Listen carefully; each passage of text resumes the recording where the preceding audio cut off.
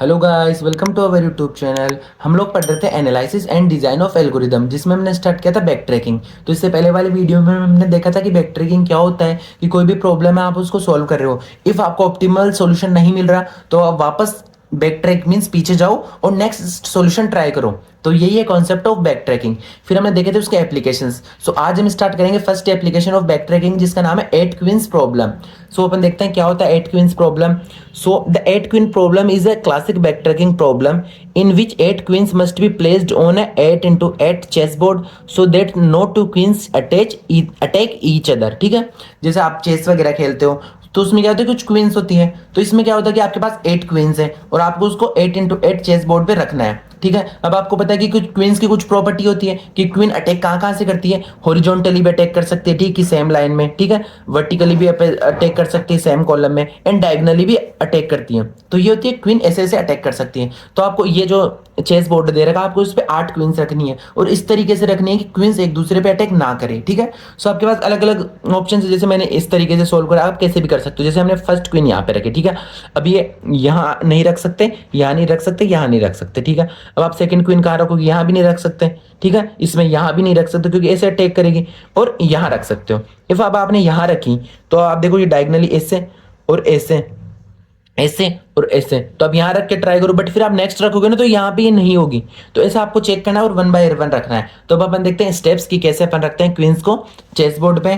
तो सबसे पहले अपन गोल देखते हैं कि इसका गोल क्या है 8 क्वींस प्रॉब्लम का।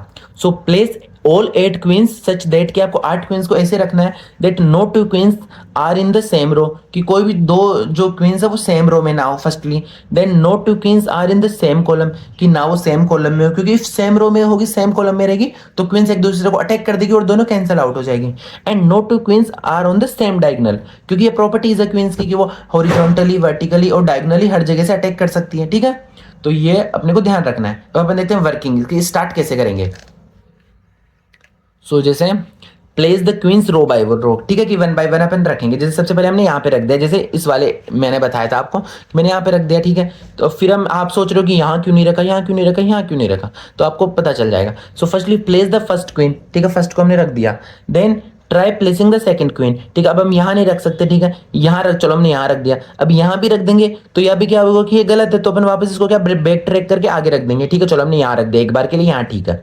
Then if it is safe then continue, ठीक है, तो कंटिन्यू करो। आगे आगे आप यहाँ नहीं रख सकते, ठीक है, यहाँ नहीं रख सकते क्योंकि ऐसे हो जाएगा, ऐसे डायगनली हो जाएगा, यहाँ नहीं रख सकते।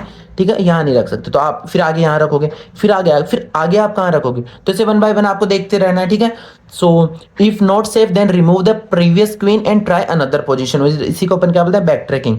और इसीलिए अपन यूज लेते हैं बैक ट्रैकिंग का कहाँ, 8 क्वींस प्रॉब्लम या एन क्वीन। जरूरी नहीं है आपके पास 8 क्वीन हो, आपको अगर एन क्वींस दे रखी है, कितनी भी क्वींस दे रखे हैं, तो तब भी आप ऐसे ही सोल्व करोगे। ठीक है, तो ये दोनों के एप्लीकेशंस ऑफ बैक ट्रैकिंग, तो इनका अपन यूज लेते हैं ऐसे। ठीक है, अब अपन देखते हैं एल्गोरिदम। ये एल्गोरिदम तो आपको याद ही करना पड़ेगा कि ये एल्गोरिदम होता है लिखने का किसका, 8 क्वींस प्रॉब्लम का।